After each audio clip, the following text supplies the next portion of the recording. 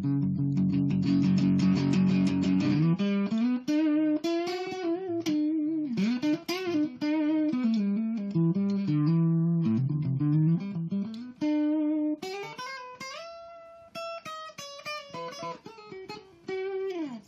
what's up, creepers and geekers? Chris the Atari Creep. Oh, I screwed that up. This is going to be the first in a series called the Milieu Macabre. And it's basically just a name I give to my props and art stuff. I use it in the haunted attraction industry many years ago. And I originally intended for this page to be multi-purposed. There is no video game stuff on this video. So, if this isn't your bag, by all means, move on. It's not going to offend me. But if you're interested in this kind of thing, by all means, keep listening. And the reason I'm doing the voiceover thing is because I didn't film the process of this thing. It actually started almost a year ago. We'll get into the origin of why I built it. And, yeah, so I just took progress pictures and figured I'd just do a slideshow. And it's probably going to repeat a number of times. You're going to see the pictures over and over again. And I'll throw other pictures in between somewhere. And, you know, just to keep it a little interesting. You know, humorous stuff, sexy stuff, whatever. Things that aren't even close to being related. And so here we go. The idea of it came originally, when I was a little kid, I went to, I can't remember if it was just a fair or like a circus or something. They had this one tent, and the other tent I'm talking about, like the freak tent, and two-headed cows and fish boy and all that crap. Fiji Mermaid, basically. And I saw a Fiji Mermaid there, and it fascinated me as a kid. I'm really into weird, I love Siamese twins and three-legged dogs and just weird shit. And that really stuck out in my mind. I mean, yeah, there was a two-headed cow, but you know what? The Fiji Mermaid was awesome. Of course, as I got older, I realized it was just something that they had put together. And that's, you know, all my life I've always just wanted a Fiji Mermaid. And why I've never built one until now, I don't know. But I built one. And now you get to listen to me talk about it. So, about a year ago, I'm on YouTube looking at prop videos, because I don't just follow video game stuff.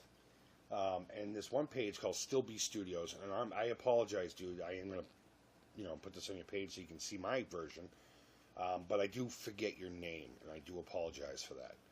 But he does this thing called YouTube Wednesday, where he builds props and shows you how to do it on the cheap, and they always come out looking awesome, despite it's weird. Just the stuff he uses, I would never have thought of that. It's cheap, and it comes out looking awesome. So, dude, you're awesome, and I love your channel, and I watch it all the time. So he made a Fiji Mermaid. I can't remember. It was about a year and a half ago. And it inspired me to build mine.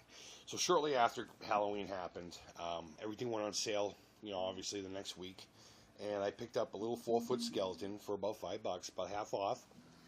I brought it home. I took off all the joints and popped his head off, which I ended up having to break it. And, well, at the neck. So that was okay. It was like a little ball joint thing. It wasn't a big deal.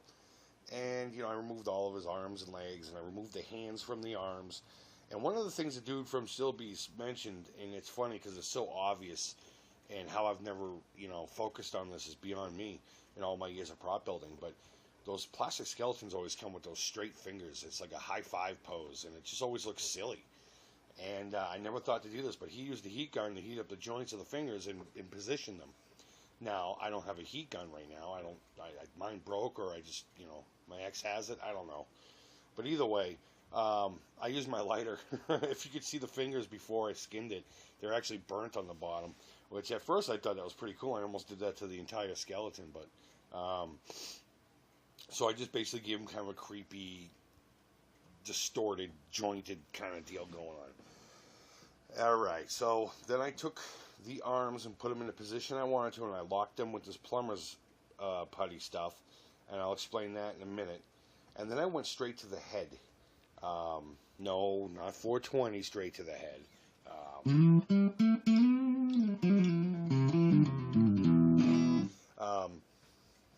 No, I took the head and I removed the jaw from. It had this weird hinge, and I actually cut the hinge off of it because it looked stupid. And I positioned the jaw where I wanted to, and I put hot glue there to lock it into place. And then I got more of that plumber's epoxy putty stuff. And I have been using this stuff on and off for years.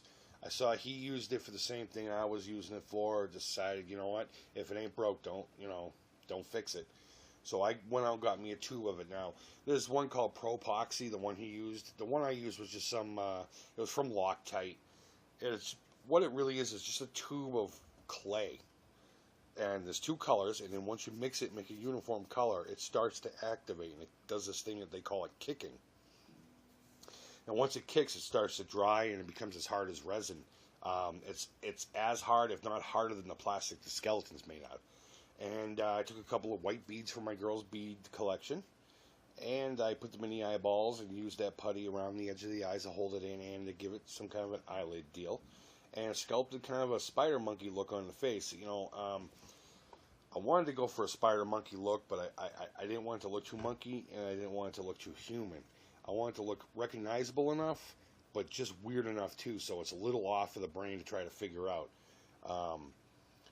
And then I put a little bit underneath his bottom teeth just to fill out the chin on the jaw.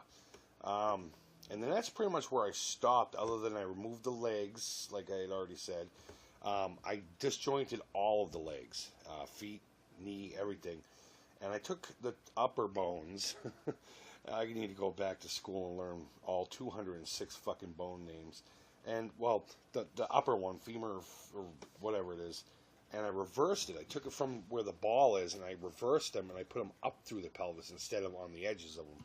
And I hot glued them and pointed them at the bottom to give it that kind of triangular fishtail look. And then I cut another bone in half and put that at the end. And initially took that off after I realized it wasn't going to work out for the tail part, but we'll get to that. Then I put it down for about a year. I didn't touch it. About 3-4 weeks ago, yes, most of this work was 3 weeks in the making. I picked it back up. I went out and got me some spray foam and some more hot glue, and I went back to work on it. And the very first thing I did was the bottom leg bone has those two bones, and I cut the smaller ones off, and I attached them to the bottom of the rib cage, and then I connected them to the hip bone, and just to give it that more structure that's a little off, and to keep it together better, because I didn't want the center of it, the waist area, to suck in on itself. So I added a structure there. And then it had this weird random rib underneath the rib cage, so I cut that off and actually just moved it down and crossed it between the spine and that one bone I glued from the ribs to the hips. Then I realized there was a big gap there, so I cut the toes off the feet, and I put the feet up underneath the ribs just to give it another weird kind of bone structure thing. And it looks a little weird raw, but once you skin it, it looked pretty cool.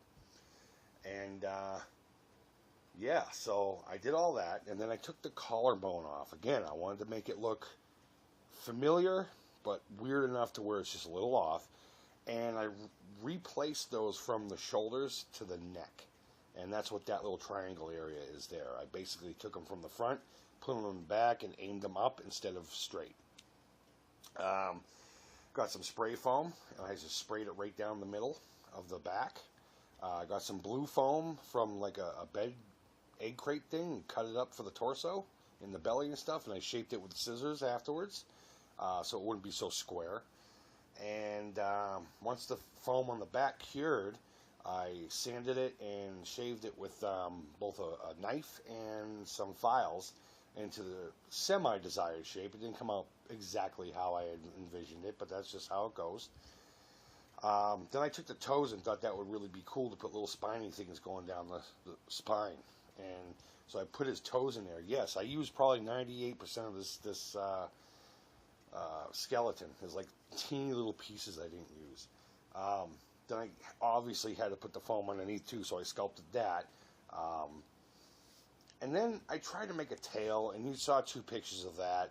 That was that wire stuff, and then the duct tape on the wire. And I just, not only did the tail look like shit, but it just didn't match the body size and all that.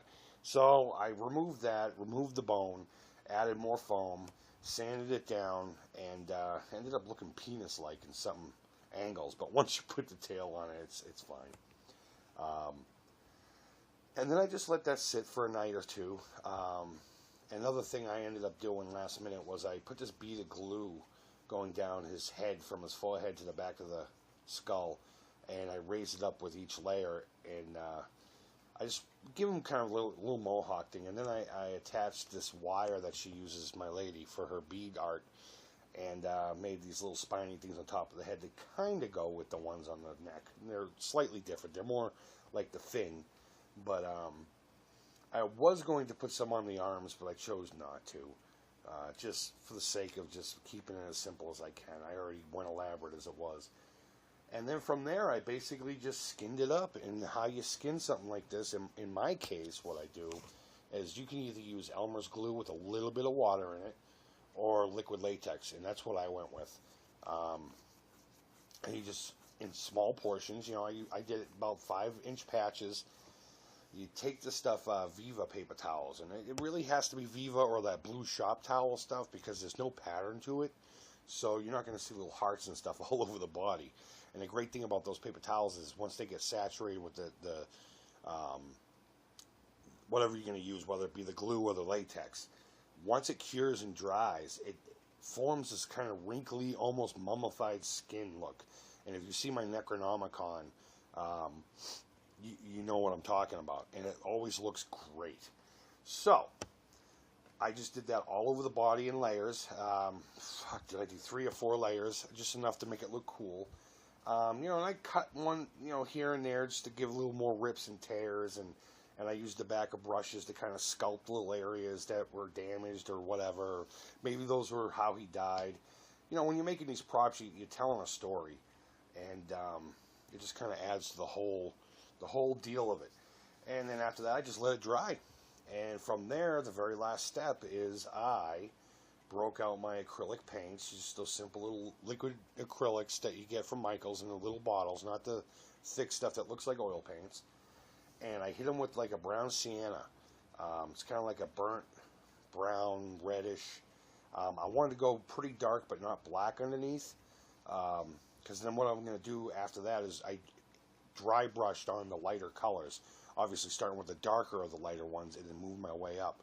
And dry brushing is simply you just put paint onto a brush, and it works best with a nice stiff brush. And then you remove most of the paint to where you can't paint with it. And then you just lightly graze over the surface in which you want to put paint onto. And what that does, it only hits, if you do it right, the raised areas. And the cool thing about that paper towel technique is you have a lot of raised areas and you have a lot of recessed areas. And if you do it right, you can get the highlights and the shadows like that without even thinking about it. And I let that dry after a couple of layers of different paints and stuff, and I just stayed back and enjoyed my my creation. So that's me talking about my Fiji Mermaid. I love Fiji Mermaids. I've always wanted one. Now I got one. I'm going to make a little display case. I'm going to print up one of those old sideshow kind of posters to put on it. I even have a plaque made to put on the, you know, the edge of the thing I'm going to put it in, just, you know, like it's really on display somewhere. But I'm really proud of this one. This one's really cool. I mean, I've done a lot of really big props. I've made mausoleums out of foam board that looked awesome. I'm more proud of this thing. And I'm super stoked to own it. So, guys, if you've ever wanted a Fiji Mermaid, I mean, it's really that simple. I didn't really use too many things that were crazy. And if you don't feel like buying liquid latex, by all means, you can use Elmer's glue. So, guys, if you really enjoyed this, I'm going to be doing more. I might even do a couple of how-to videos when it comes to, you know, building props and stuff. And, again, if this is kind of your thing, by all means, I encourage you to keep watching the Milieu Macabre ones. And I will, if you look at my feed, it will say the Milieu Macabre. It won't say Atari Creep. My name will be in there, but just simply because it's from the page. But, yeah, I'm going to have a couple how-tos. I'm just going to show off some stuff, and that's it, guys. So I hope you enjoyed my Fiji Mermaid. Leave a comment below. What do you think? Did you think it came out cool? Do you not give a shit? What should I name it? I mean, it's a Fiji Mermaid, but what is it? A guy? Is it a girl? Is it both? Is it neither? Give me some ideas. What kind of name should I give this thing? You know, you got to name your props. So, and I don't really have a name for it. So go ahead and throw some names down there. Maybe if I use your name, maybe a prize will come out to you. Who knows? I got a few things laying around I could probably send out. Yeah, you know, it's a good idea. It's a good idea. Since you sat through over 15 minutes of me babbling and a slideshow that repeated itself a bazillion times, you deserve something. So, yeah, by all means, guys. If I end up using your name, I'll send you out something. So this turned not only into a cool prop video, but into a contest video. Holy shit. Well, that's it, guys. 16 minutes. That's enough. Don't forget to thumbs up or thumbs down. All feedback's positive. Leave comments. Subscribe if you haven't. There's going to be a lot more stuff, both video game related and art and prop related. And mostly horror, but not all horror. And I'm trying to think of something to do for Halloween that's really special that kind of involves both Milieu Macabre and the Atari Creep stuff. So keep an eye out for that. Suggestions are always welcome. And guys, with that, I hope you had a great weekend. I know I did, building this fucking thing. And now I'm off to play with them. So you guys take care, and bye-bye.